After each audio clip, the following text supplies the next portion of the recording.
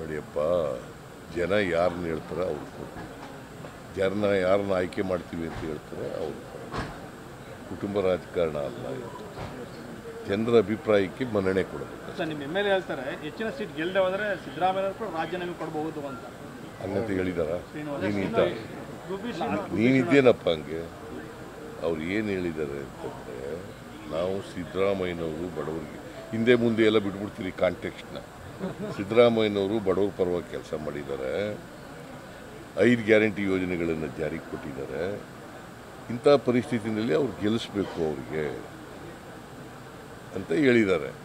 ಅವ್ರು ಮುಂದುವರಿಬೇಕು ಅಂತ ಹೇಳಿದ್ದಾರೆ. ಅದಕ್ಕೆ ನೀವು ರಾಜೀನಾಮೆ ಕೊಡಬೇಕು. ಆಯ್ತಪ್ಪ, ಎಲ್ಲ ಒಳ್ಳೆ ಕೆಲಸ ಮಾಡಿದ್ಮೇಲೆ ನಾವು ಗೆಲ್ಲೇಬೇಕಲ್ವಾ? ನುಡಿದಂತೆ ನಡೆದ ಮೇಲೆ ಗೆಲ್ಲಬೇಕಲ್ವಾ? ಅದು ಹೇಳಿದ್ದಾರೆ ಅಷ್ಟೇ.